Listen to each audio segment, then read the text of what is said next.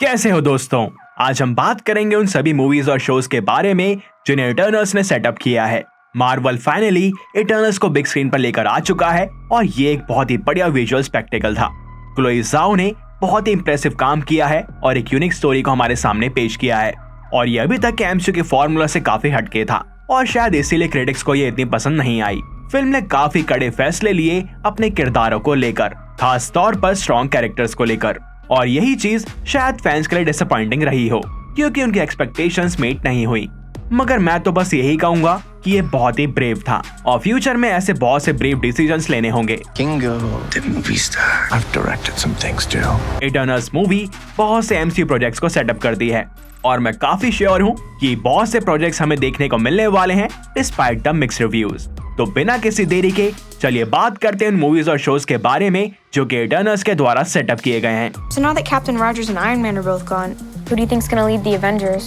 जो पहला और मोस्ट ऑब्वियस है वो है इटर्नल्स 2। जैसे मूवी एंड होती है स्क्रीन पर नजर आता है इटर्नल्स विल रिटर्न, जो कि एक टिपिकल एमसीयू फैशन बन चुका है और वो 2 सीन्स ही काफी थे इटर्नल्स 2 का सेटअप करने के लिए। Speaking about the post credit scenes, मैं एक ऑब्लिगेटेड स्पॉइलर वार्निंग देना चाहूंगा कि अगर आपने इन केस फिल्म ना देखी हो तो इस वीडियो को आगे ना देखें, और अगर आपने ये देख ली है तो मैं आपको ये बताना चाहूंगा कि हैरी स्टाइल्स थैनोस के ब्रदर स्टार फॉक्स के रूप में हमारे सामने आए थे। ये बहुत लोगों को ऑलरेडी पता था क्योंकि ये सीन प्रीमियर के दौरान ही लीक हो चुका था।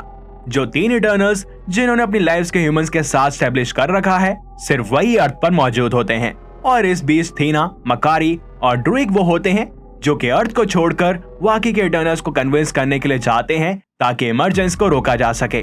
हालांकि ये तीनों कोई और इटर्नल को नहीं ढूंढ पाते मगर कोई और इटर्नल इनको ढूंढ लेता है। स्टार फॉक्स यानी कि एरोस टेलीपोर्ट होता है डोमो में पिप द ट्रोल की मदद से और वो कहते हैं कि सर्सी, फेस्टोस और किंगो अर्थ पर खतरे में हैं, और यहीं पर हमें इटर्नल्स 2 का सेटअप मिलता है।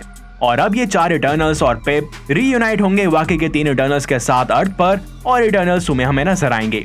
ओके, तो अब बढ़ते हैं अगले की तरफ जो कि है black night projects including Excalibur. Film का फाइनल सीन एंड होता है डीन विटमैन के साथ जो कि अपनी फैमिली हिस्ट्री के बारे में जानता है by making amends with his uncle, और उसके पास एक एबनी ब्लेड होता है जो कि उसका नाम पुकार रही होती है।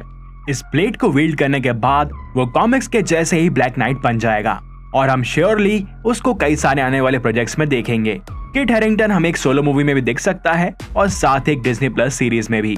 मगर साथ ही अगर फिल्म पे ध्यान दिया जाए तो डेन के स्वॉर्ड को छूने से पहले एक मिस्ट्री वॉइस उसे सुनाई देती है जो कि उससे पूछती है कि क्या वो स्वॉर्ड को उठाएगा या नहीं, और जैसा कि सामने आया है ये और कोई नहीं बल्कि महरशाला अली का एरिक ब्रुक्स होने वाला है।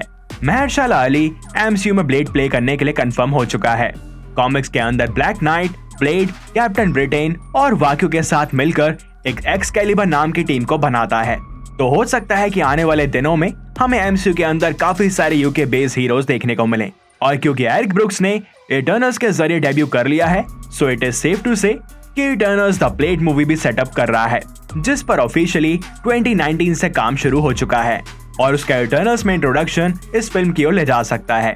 सो यस, इटर्नल्स ने डेफिनेटली ब्लेड मूवी को सेटअप कर दिया है, और साथ ही मुझे ये भी लगता है कि इटर्नल्स ने थॉर लव एंड थंडर को भी सेटअप कर दिया है।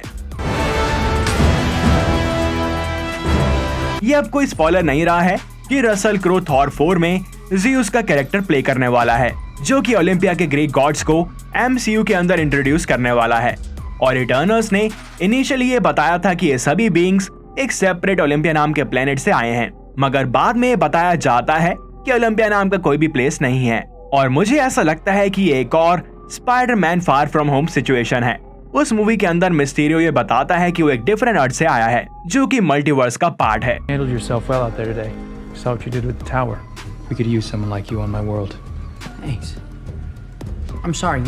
और ये चीज बाद में गुडन मैन की स्क्रिप्ट के रूप में सामने आती है, मगर फिर भी इसने मार्केट कर दिया था मल्टीवर्स फॉर द फ्यूचर, और अब फेज 4 में सभी चीजें मल्टीवर्स के बारे में ही हैं, और शायद इसी तरह इटर्नल्स ने भी ओलंपिया को मार्केट कर दिया है बाय फेकिंग इट, और हमें बहुत जल्द हरक्यूलिस, ज़ीउस और बाकी के ओलंपियन गॉड जैसे एरीज देखने को मिलने वाले हैं।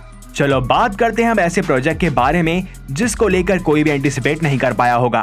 तो जो नेक्स्ट प्रोजेक्ट है वो है ब्लैक पैंथर वकांडा फॉरएवर।